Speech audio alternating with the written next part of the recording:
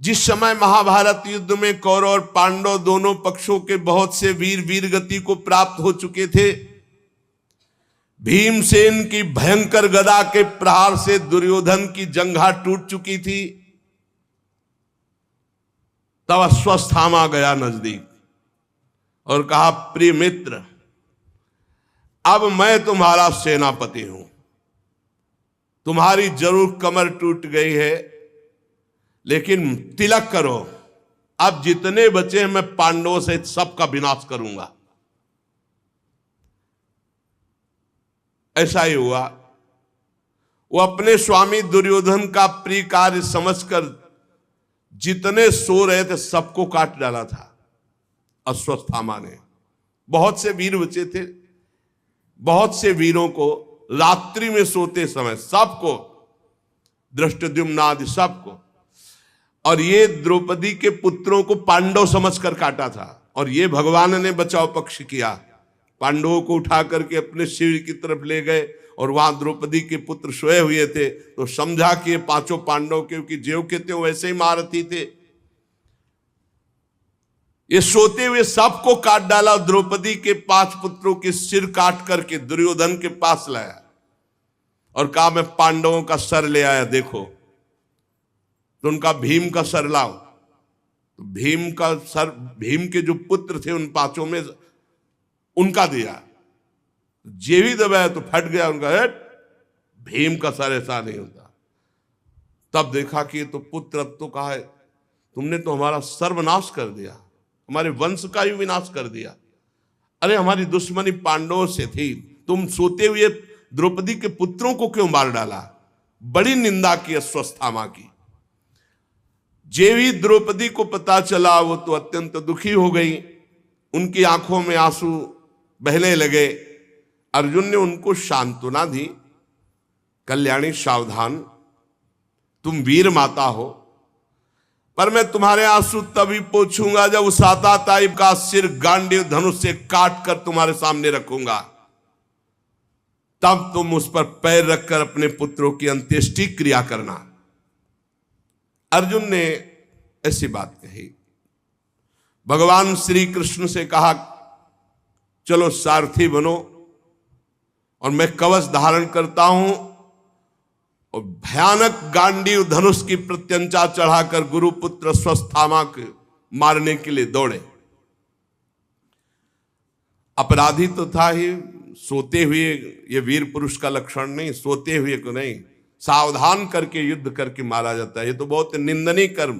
तो निंदनीय कर्म से बड़ा भयभीत था अश्वत्थामा।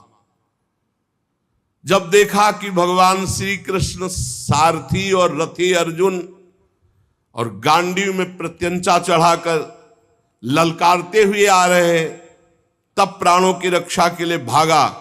जहां जहां भागा वहां वहां भगवान श्री कृष्ण रथ को, उसने देखा कि अब तो मारा गया मैं, तो अपने बचाव के लिए एकमात्र साधन ब्रह्मास्त्र का संधान किया, द्रोणाचार्य जी द्वारा प्रदत्त। लेकिन ब्रह्मास्त्र संधान करना सिखाया था, वापस करना नहीं। इसको वापस करना अर्जुन को सिखाया था। योग्य शिष्य पुत्र से भी अधिक प्यारा होता है। ब्रह्मास्त्र लौटाने की विधि उसे नहीं मालूम थी, पर प्राण संकट आ गया तो तत्काल आचमन किया और ध्यानस्थ होकर ब्रह्मास्त्र का संधान किया। ब्रह्मास्त्र तुरंत प्रचंड तेज, अब तो सीधे अर्जुन की ओर ब्रह्मास्त्र। अर्जुन जी ने हाथ जोड़ा और भगवान श्री कृष्ण से कहा, श्री कृष्ण, तुम सच्चिदानंद स्वरूप परमात्मा हो, मैं जानता हूं तुम्हारी शक्ति अनंत है। तुम ही भक्तों को अभय देने वाले हो, जो संसार की धधकती हुई आग में जल रहे उन जीवों को उबारने के एकमात्र तुम ही लक्ष्य हो प्रभु। तुम प्रकृति से परे रहने वाले आदि पुरुष साक्षात परमात्मा हो। तुम अपनी स्वरूप शक्ति से बहिरंग एवं त्रिगुणमयी माया को दूर भगाकर अपने अद्वितीय स्वरूप में स्थित हो। तुम अपने प्रभाव से माया मोहित जीवों के लिए धर्मादि रूप कल्याण का विधान करते हो।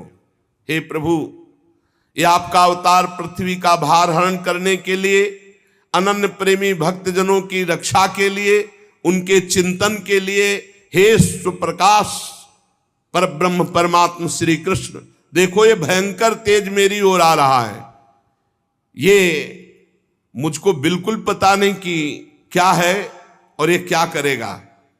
भगवान ने कहा डरो मत, ये अश्वत्थामा का चलाया हुआ ब्रह्मास्त्र है।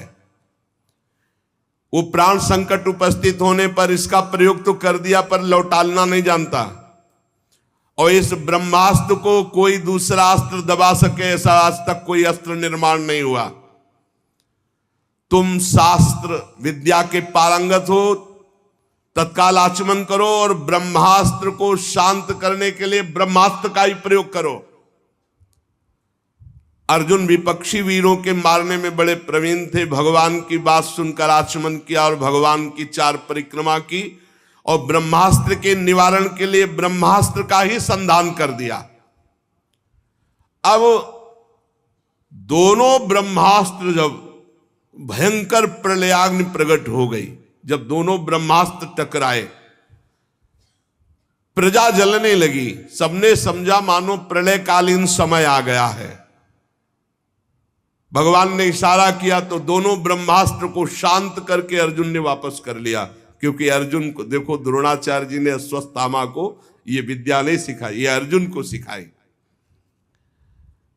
फिर अर्जुन क्रोध से लाल होकर दौड़ पड़े और अश्वत्थामा को जाकर पकड़ लिया, जैसे कोई बलवान पशु को बांध लेता है, ऐसे बांध लिया और उठाकर लाए और रथ के पीछे के हिस्से में पटक दिया अश्वत्थामा को। भगवान श्री कृष्ण जी भी बहुत कुपित हो रहे थे। कहा अर्जुन इसको छोड़ना बिल्कुल नहीं, इसने रात में सोए हुए निरपराध बालकों की भी हत्या की है। धर्मवेत्ता पुरुष, असावधान, मतवाले, पागल, सोए हुए बालक, स्त्री, शरणागत, रथहीन, पागल आदि को कभी नहीं मारते। महत अपराध है, ऐसा नहीं मारना चाहिए, और इसने वो सब कर डाला। ये दुष्ट है, क्रूर है, ये जीता रहेगा तो और भी महान पाप करेगा। मेरे सामने तुमने द्रौपदी से प्रतिज्ञा की थी कि जिसने तुम्हारे पुत्रों का वध किया उसका सिर उतार कर लाऊंगा। ये आताताई है, वध किया है, इसने अपने स्वामी दुर्योधन को भी दुख पहुंचाया। अर्जुन देख रहे थे कि भगवान बड़ी मुस्कुराहट के साथ आज्ञा दे रहे हैं, इसका मतलब कुछ रहस्य है। भगवान बार बार कह रहे हैं आताताई है, इसको मार डालो। भगवान रथ हाँक रहे, अर्जुन रथी पथ पे, पीछे अश्वत्थामा बंधा हुआ। अश्वत्थामा को पशु की तरह बांधकर निंदित कर्म करने से बहुत खिन्न, उदास द्रौपदी जी ने जे ही ऐसा देखा तो उन्होंने कहा नहीं नहीं, हमारे गुरु पुत्र का ऐसा अपमान नहीं होना चाहिए। नमस्कार, अश्वत्थामा को प्रणाम किया और कहा तत्काल बंधन मुक्त करो। गुरु पुत्र का इस प्रकार अपमान बिल्कुल नहीं। हे अर्जुन, रहस्य सहित सारे धनुर्वेद, उनका उपसंहार जिन गुरुदेव ने दिया, वही गुरुदेव ही अपने आत्म पुत्र के रूप में विराजमान, हमको गुरु के समान इसका आदर करना है। द्रौपदी जी ने कहा नहीं नहीं, जैसे मैं आज दुखी हो रही हूं ऐसे इसकी मां कृपी भी दुखी होगी। मैं नहीं चाहूंगी, छोड़ दो इसे, छोड़ दो। आर्यपुत्र तुम धर्मज्ञ हो, गुरु वंश का कभी अपमान नहीं किया जाता। गुरु वंश की सदैव पूजा करनी चाहिए, चाहे जितना भारी पाप बन जाए, कभी दंड नहीं देना चाहिए, कभी व्यथा नहीं पहुंचानी चाहिए। मैं दुखी हो चुकी, अब मैं और किसी को दुखी नहीं करना चाहती। इसकी माता दुखी हो ये मैं नहीं चाहूंगी। जो उच्छृंखल बलवान से भी चाहे जितना बड़ा बलवान हो, यदि वो गुरुकुल का अपमान करता है, गुरु वंश का अपमान करता है, तो शोकाग्नि के द्वारा वो एक न एक दिन भस्म हो जाता है। द्रौपदी की बात धर्म और न्याय के अनुकूल थी, बिल्कुल कपट नहीं, करुणा और ममता से भरी थी। अतएव राजा युधिष्ठिर जी ने भी इन बातों का अनुमोदन किया। नकुल, सहदेव, सात्यकी, अर्जुन, भगवान श्री कृष्ण वहां उपस्थित सभी नर नारियों ने द्रौपदी की प्रशंसा की। भीमसेन ने कहा कि ये सब बातें एक तरफ रखो, जिसने सोते हुए बच्चों को काट डाला, ना अपने लिए ना अपने स्वामी के लिए, बल्कि व्यर्थ में मार डाला, तुम सब हटो, इसे घूंसे से मार डालता हूं अभी। भीमसेन ने, भगवान ने द्रौपदी की भी बात सुनी, भीमसेन की बात सुनी। अर्जुन की तरफ देख करके कहा, भगवान श्री कृष्ण बोले, अर्जुन मेरी दोनों आज्ञाओं का पालन करो। द्रौपदी की भी बात रह जाए और भीम की भी बात रह जाए। शास्त्र में 2 आज्ञा है, आताताई को मार डालना चाहिए कोई भी हो, और एक आज्ञा है कि कितना भी पतित नीच हो पर ब्रह्म ऋषि की हत्या नहीं करनी चाहिए। मेरी आज्ञा का पालन करो। अर्जुन भगवान के हृदय की बात ताड़ गए, तलवार निकाली, वह अश्वत्थामा के सिर के बाल मूड़ दिए, ब्रह्ममणि थी उसको निकाल लिया। श्रीहीन तत्काल हो गया, ब्रह्म तेज रहित हो गया।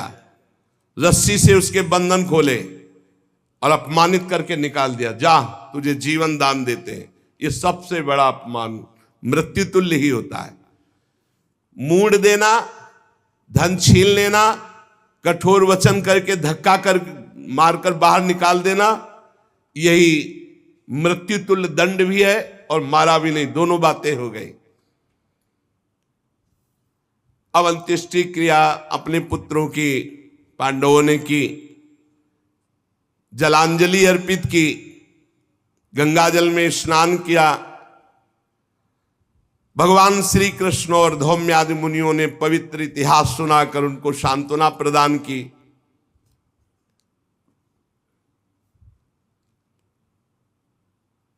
भगवान श्री कृष्ण युधिष्ठिर को राज तिलक, सिंहासन आरूढ़, सब काम ठीक अब हो गया।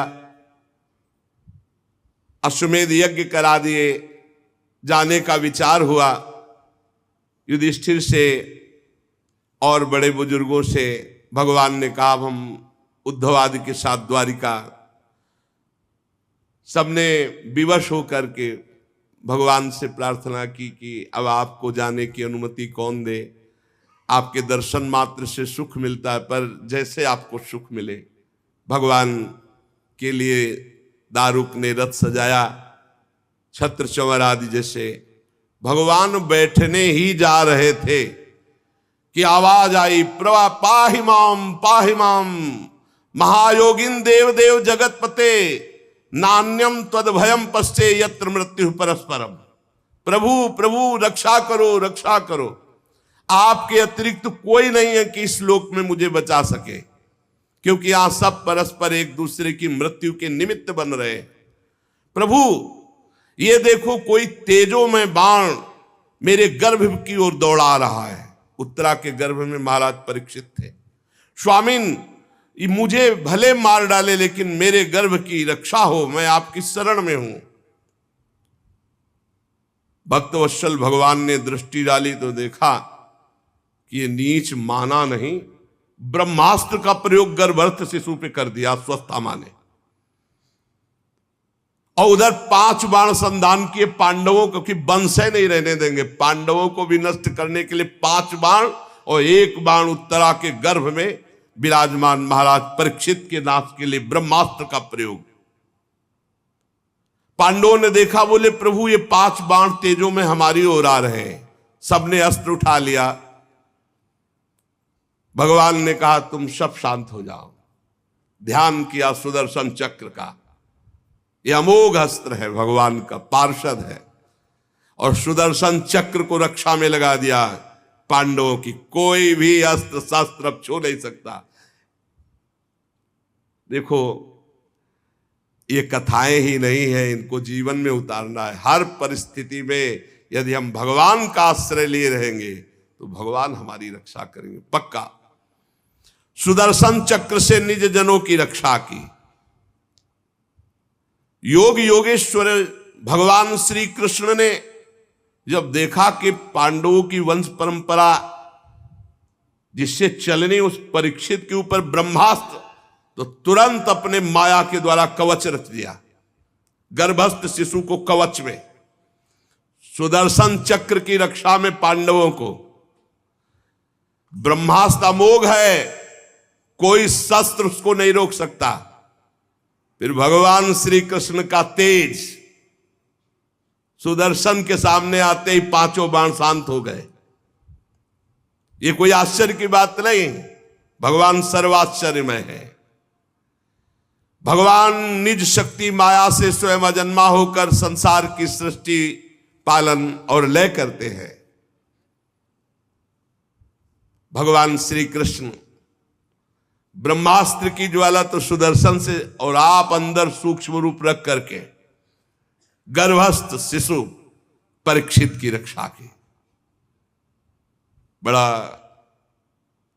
सौभाग्य परीक्षित जी का, गर्भ में भगवान के दर्शन हो गए। ब्रह्मास्त्र की ज्वाला से मुक्त कर दिया पांडवों को भी और गर्भस्थ शिशु को भी। फिर भगवान ने सांत्वना दी और कहा अब चले। जब कुंती जी ने देखा कि भगवान जा रहे हैं, भगवान के समीप आई और भगवान से स्तवन करने लगी। जो स्तवन वो आगे चर्चा। श्री राधा वल्लभ लाल की जय।